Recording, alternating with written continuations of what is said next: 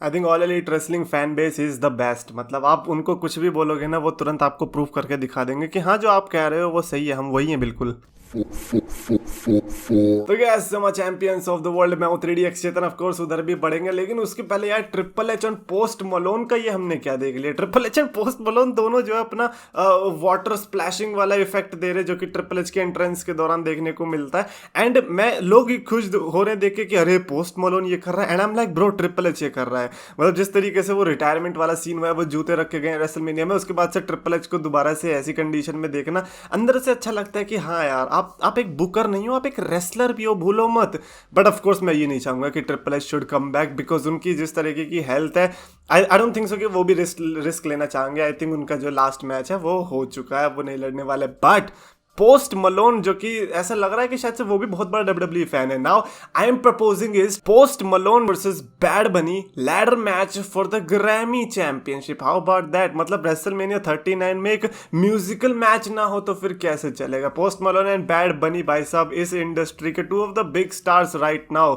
अगर वो WWE capture कर लेती है तो इसको कहेंगे सेलिब्रिटी मेड मेनिया। तो ऑफ कोर्स ट्रिपल एच ने अगर हाथ मार लिया तो अच्छी बात है। लेट्स सी के पोस्ट मलोन रिंग के अंदर आएगा तो कैसा लगेगा। आई डोंट थिंक सो कि वो बैड बनी जैसा टाइप का एथलेटिक होने वाला है। Anyways now let's talk about Eva Marie, because why not right. Eva Marie के कितने लोग फैन है, but apparently nobody wants to see her in the ring. अभी ट्विटर पे उन्होंने ट्वीट डाला और उसमें वीडियो थी जिसमें ईवा मरी जो है एलेक्सा ब्लिस वाली डॉल है उसको फेंक रही है और कह रही है कि अगर मैंने ये डस्टबिन में फेंक दी तो फिर मैं आऊंगी डब्ल्यूडब्ल्यूई के अंदर।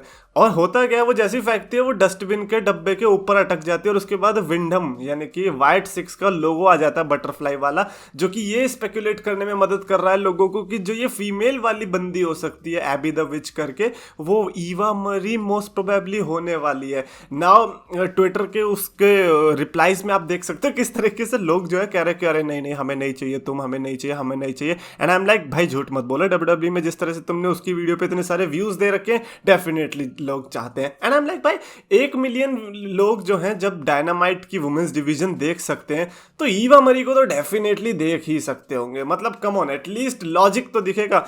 भले ही लड़ाई बेकार करेगी लेकिन आपको लगेगा कि हाँ चलो कुछ हो रहा है, इलॉजिकल कुछ भी नहीं लगने वाला। एंड आई नो कि 1 मिलियन बोल के हर्ट किया है, 9.8 की मिलियन की व्यूअरशिप आई है उनकी, बट अराउंड 1 मिलियन ही समझ लो, ठीक है? मैं आपके लिए थोड़ा वो दे रहा हूँ बेनिफिट ऑफ डाउट। अरे स्पीकिंग ऑफ दैट भाई, ऑल एलीट रेसलिंग फैंस की बात कर लेते हैं, बिकॉज डायनामाइट की रेटिंग से तो ऑफ कोर्स ये लोग हर्ट होते ही रहेंगे कि यार हर बार हम लोग सोचते हैं कि ये वर्ल्ड बेस्ट शो बनेगा और डब्ल्यूडब्ल्यूई को कैंसिल करवाने में मदद करेगा और हर बार ही व्यूअरशिप कम आ जाती है। तो इस बार उनको रेज पता है किसने करवाया? एक एमएमए के बंदे ने, एमएमए के जर्नलिस्ट है एरियल हरवानी, जो कि 12 time MMA journalist of the year का उसको खिताब मिल रखा है। और अभी डब्ल्यूडब्ल्यूई में उसने ही न्यूज ब्रोकआउट करी थी कि डैनियल कॉर्मियर जो है वो यूएफसी का हॉल ऑफ फेमर, वो पिट फाइट के अंदर रेफरी बन के आने वाला है। और उसी बंदे ने वो जो प्रोमो था उसके पीछे की जो अपनी लाइनें थी वो बोली थी। तो ऐसे में ऑलरेडी वो ऑल एलीट रेसलिंग के फैंस की नजरों में चढ़ चुका होगा। एंड नाउ क्या हुआ, उसने अपने पॉडकास्ट के दौरान छील दिया। मतलब व्हेन आई से छील दिया, इट इज एक्चुअली छीलना, it was not some troll और ऐसी मजे में नहीं भाई, तेल लगा के। अबे टोनी खान की पहले मारी, टोनी खान के बारे में कहा कि भाई वो ऐसा बंदा था, उसके साथ जो मेरा इंटरव्यू है वो बिल्कुल भी फन इंटरव्यू नहीं था, in fact one of the worst episode रहा है उसकी हिस्ट्री का। और बताया कि वो ऐसा बंदा है जिसको हम कुछ भी पूछ रहे हैं वो रिस्पॉन्स ही नहीं करना चाह रहा, जो कि आप उसके ट्विटर हैंडल पे जाके देख सकते हो, जो कि एरियल हरवानी ने कहा। मतलब उस बंदे ने खुलेआम बोल दिया, जैसे कि अभी तक हमें रेसलिंग इंडस्ट्री में ऐसे खुलेआम बोलने वाले की उतनी वैल्यू हुई नहीं है, और मैंने उतने बंदे देखे भी नहीं जो खुलेआम बोल सके, जो कि उन्हें फील हो रहा है।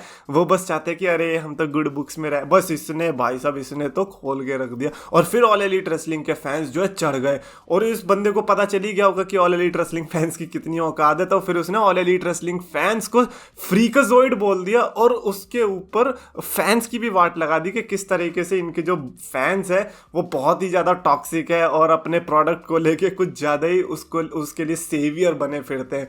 तो it was a very fun thing going on for Ariel Helwani. भले उसको हो सकता है कि बुरा भी लग रहा होगा, बट जैसे ही वो ये चीज़ रियलाइज कर लेगा कि ये सिर्फ ऑल एलीट रेसलिंग के फैंस है, दैट डजंट मीन एनीथिंग, और ऊपर से आपको अटेंशन मिल रही है, देन दैट इज ग्रेट। आपको और भी ज़्यादा खेलना चाहिए। यही बंदे हैं जिनके साथ हम लोग खेल सकते हैं, क्योंकि लाइक दे आर फ्री, है ना, तो उनको आप कैसे भी करोगे तो वो चल पड़ेंगे।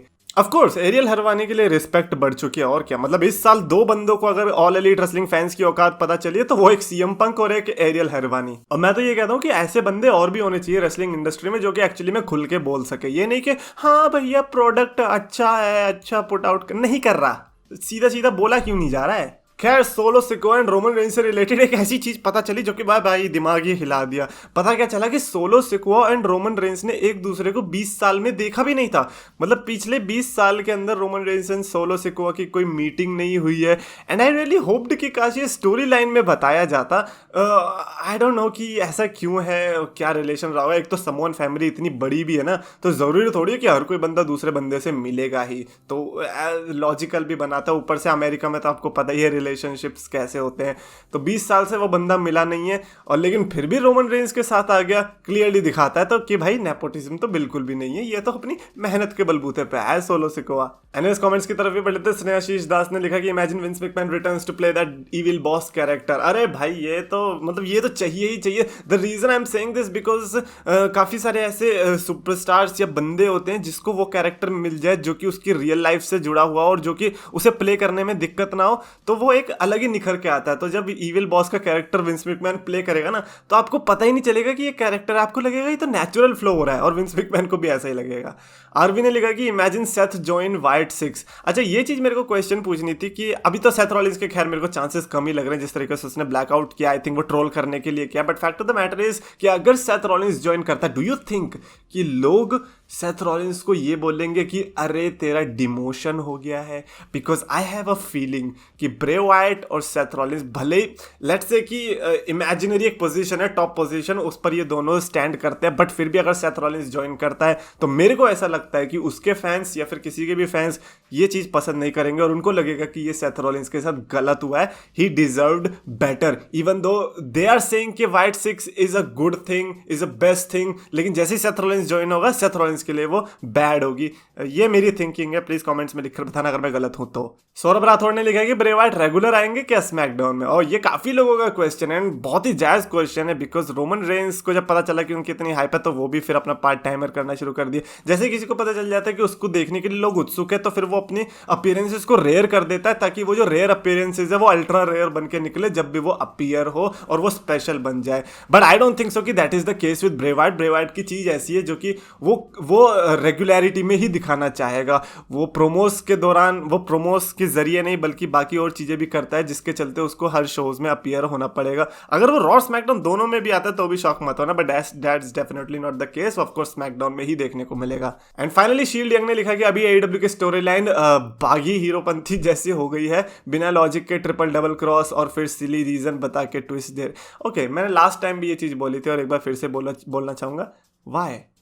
मतलब फिर से वही क्या जरूरत आन पड़ती है कि आपको ऑल एलीट रेसलिंग देखने की जरूरत पड़ती है? कल आई गेस डायनामाइट थी ना, क्यों देखी? आपके पास ऑप्शन था कि आप रॉ का रिपीट टेलीकास्ट देख सकते हो, आप एरियल हरवानी का ही इंटरव्यू देख लेते, उसी में मजा आ जाता।